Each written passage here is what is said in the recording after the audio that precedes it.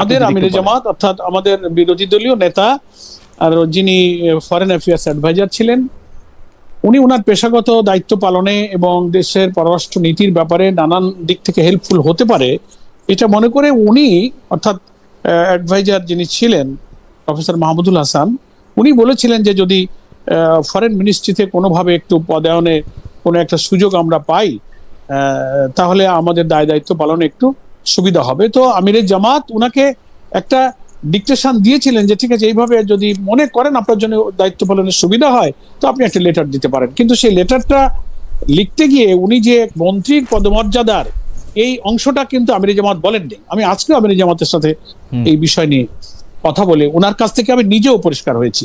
উনি বলছেন যে আমার না বলা কথাটাকে উনি সেখানে লিখে চিঠিটা চলে গিয়েছে এবং এটা তো প্রায় 3 সপ্তাহ আগের কথা, 22 তারিখে সম্ভবত মোস্ট প্রবাবলি চিঠি। তো 22 তারিখ আজকে হচ্ছে পরবর্তী মাসের 10 তারিখ, প্রায় আপনার কয়দিন হয়ে গেল?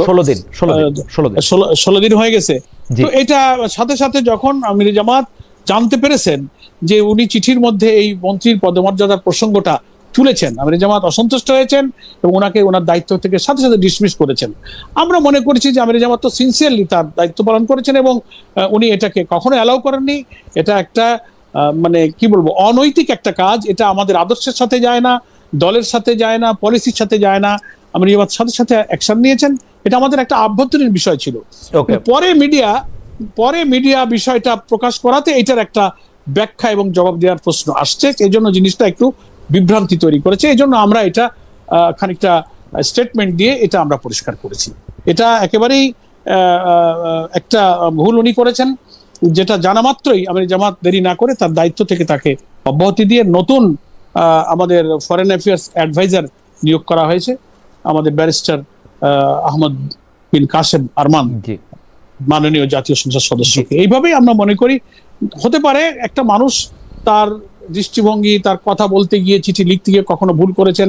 আমির জামাত অনেক ব্যস্ততার সাথে একটা ডিকটেশন দিয়েছেন, মনে করি যে সেইভাবে চিঠিটা হয়তো চলে গেছে। পরে যখন ওনার নলেজে আসছে যে না এটা তো আমি বলিনি, কেন উনি এটা দিলেন, দেন সাথে সাথে উনি ওনাকে ডিসমিস করেছেন। সেদিক থেকে আমরা মনে করছি এটা তো আর প্রায় 3 সপ্তাহ আগের কথা, হঠাৎ করে 2-1 দিনে এই জিনিসটা মিডিয়াতে আসাতেই কনফিউশনটা হয়েছে। আমরা এ ব্যাপারে আমাদের অফিসিয়াল বক্তব্য দিয়েছি। আমি মনে করি এখানে এই পর্যায়ে বিভ্রান্তিটা দূর হওয়া উচিত আর কি।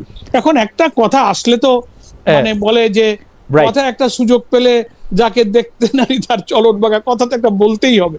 এইভাবেই কথাবার্তা তো শুরু হয়, এই আর কি। রাজনীতি সবাই করে সুযোগ পেলে।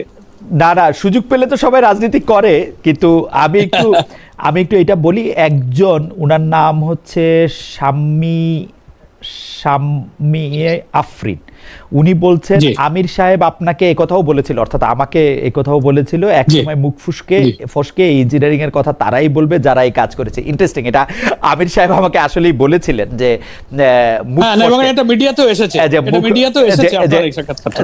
মুখ ফসকে বলবে।